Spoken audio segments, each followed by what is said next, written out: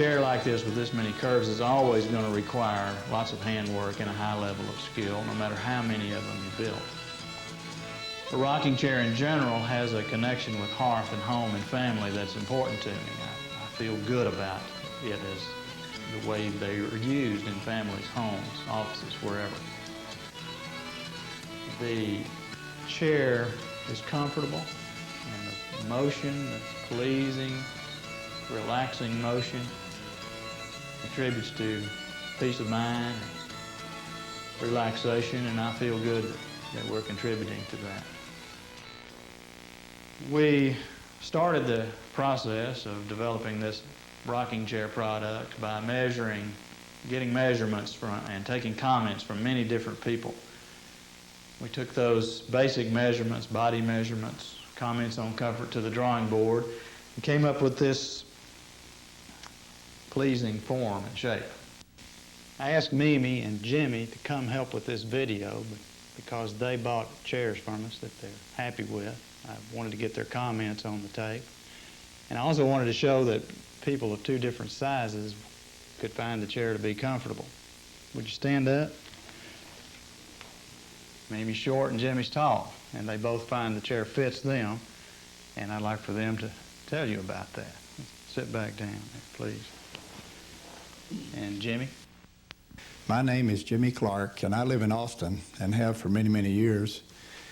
I first became intrigued and interested in Gary's chairs at Whit Hank's, and I've been in there many times, and I don't believe I ever made a trip by one of those chairs that I didn't stop and sit in it and marvel and dream for the day that I would probably buy one of those. After 2 or 3 Christmases of hinting to my children that that's what I wanted, they didn't come through. So a few months ago, I came over here and talked to Gary about buying one, and I've been very, very pleased. My name is Mimi Hodgkins, and I live in Dripping Springs, Texas. My husband and I bought our first chair a year and a half ago, and very shortly thereafter bought another one, as we both wanted to sit in it, and only having one, it was impossible. So we got another one, and now we can rock together. We have rocked our youngest child quite a bit in both our chairs, and our children have already laid claim to them. The thing that we hear the most from people who visit our home is how beautiful the chair is and also how comfortable it is. It really, to me, is usable sculpture.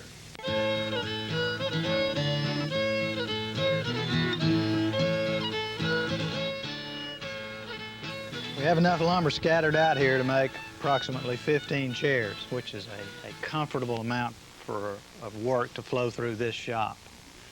It's important to get every board scattered out across here so I can look at it and determine the best use for that board.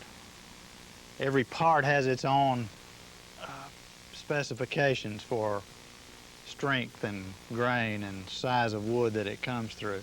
And this is a meticulous part of the process of selecting the parts.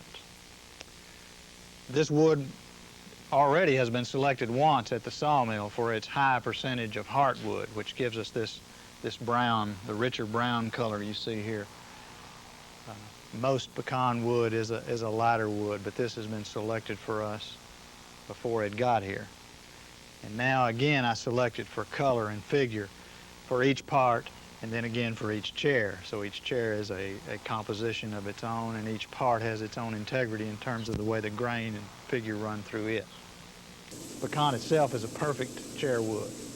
It's hard, at the same time not brittle. It's the hardest of the domestic wood, furniture woods we have, but at the same time it's springy.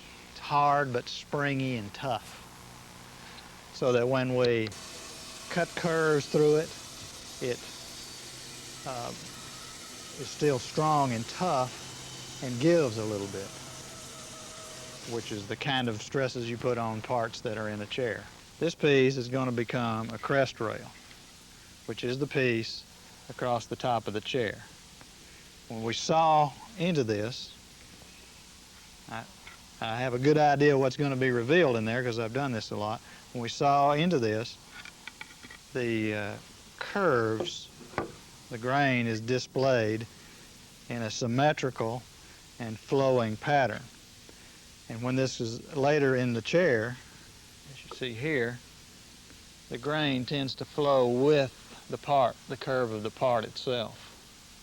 And I find that one of the most pleasing aspects of the chair. These pieces, the square pieces roughed out for front legs, are turned on the lathe. The process is called turning, where you go from a square shape to a round and shaped piece.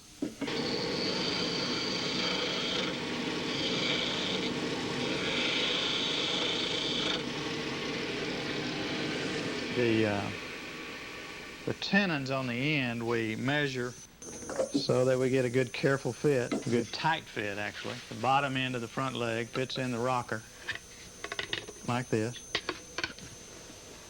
There's a little saw cut, a kerf in the tenon on the bottom of the front leg, into which we drive a wedge which spreads it. Makes a very strong joint, like the way an axe head is held onto the handle.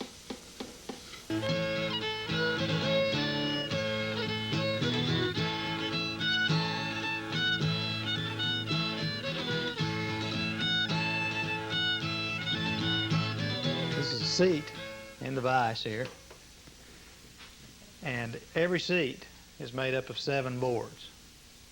These center 5 boards we pre-cut before we glue the seat together to this basic shape, basic contours, or rough contours. The line between these boards is an accurate line, an accurate set of points to the curves we want to eventually achieve. We put a lot of time into figuring out these curves, and when it's all done and smoothed out, it's comfortable to sit in. From here, we have to go to some handwork to just take out the excess. Again, it's a rough step, getting a little closer to where we want to go.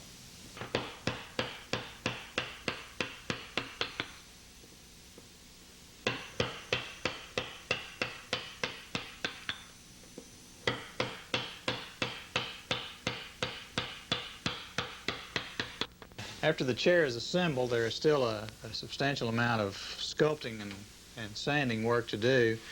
These areas right here, we make the seat flush with the outside of the front leg. The arm, we want it to appear as if it were growing out of the back leg with a smooth transition. We've done a little work on that already before we assemble the chair, but there's still quite a bit to do here. And across the crest area, right here, the back legs are out proud of the crest, and we're going to take some wood off of the back leg to level this out.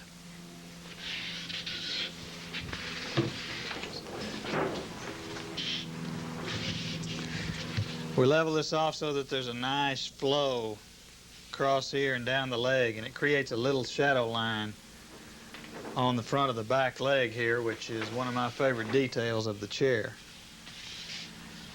So I'm going to pick up this coarse sander, disc sander, and sculpt this line down just a bit.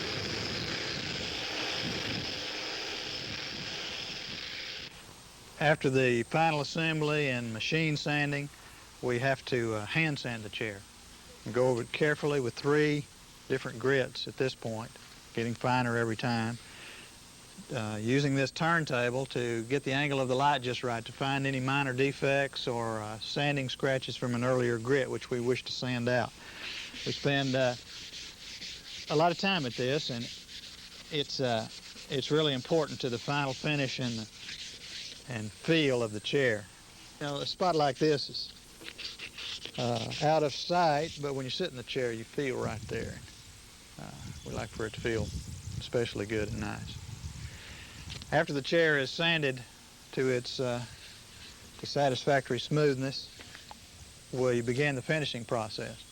We use a hand-rubbed oil finish. It's a combination of tung oil and urethanes, and it's both a penetrating finish, and it also builds a slight protective film on the wood.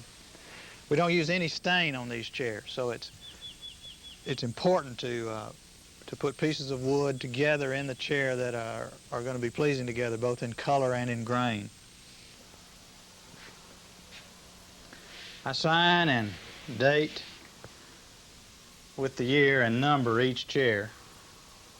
Each chair is individual in its composition, selection of parts, and its own character. And I'm proud to sign it. It's one of my favorite parts of the job. I wish that I could get to a spot where I had a room full of pecan chairs made by Gary Weeks if he'd make something other than this rocker to put in there. Because this thing is a piece that loves you and you love it.